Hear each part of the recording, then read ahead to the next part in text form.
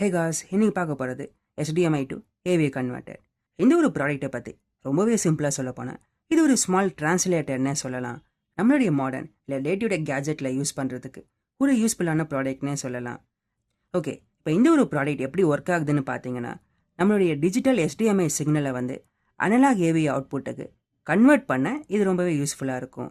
Also guys, I think நம்மளுடைய ரெசல்யூஷனை down scale பண்ணுறதுக்கு இது ரொம்பவே யூஸ்ஃபுல்லாக இருக்கும். இந்த ஒரு ப்ராடக்ட் ரன் ஆகிறதுக்கு எந்த ஒரு டிரைவர் இன்ஸ்டாலேஷனும் தேவையில்லை. Just like plug and play. நம்மளுடைய கேமிங் கன்சோல்ஸோ இல்லைனா வேறு லேப்டாப்ஸோ எல்லாத்துக்குமே இதை கன்வெர்ட் பண்ணுறதுக்கு ரொம்பவே யூஸ்ஃபுல்லாக இருக்கும். At some point we can get some nostalgic feel.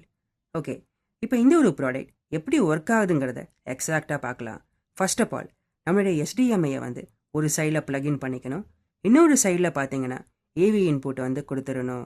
So once நம்ம கன்வெர்ட்டர்ஸ்க்கு பவர் கொடுத்ததுக்கு அப்புறமா இந்த ஒரு செட்டப்பை நம்மளால் பார்க்க முடியும். அதாவது நம்மளுடைய டிவி இல்லை மானிட்டரில் வந்து நம்ம கொடுத்துருக்கிற இன்புட் வந்து ரெஃப்ளெக்ட் ஆகும். ஃபார் எக்ஸாம்பிள், உங்ககிட்ட வந்து ஒரு கேமிங் கன்சோல் இருக்குன்னு வச்சுக்கலாம்.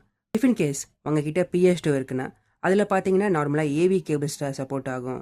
ஸோ அதுலேருந்து வர AV இன்புட்டை இந்த ஒரு கன்வெர்ட்டர்ஸில் ப்ளேஸ் பண்ணிக்கோங்க. ஸோ இன்னொரு எண்டில் பார்த்தீங்கன்னா HDMI இருக்கும்.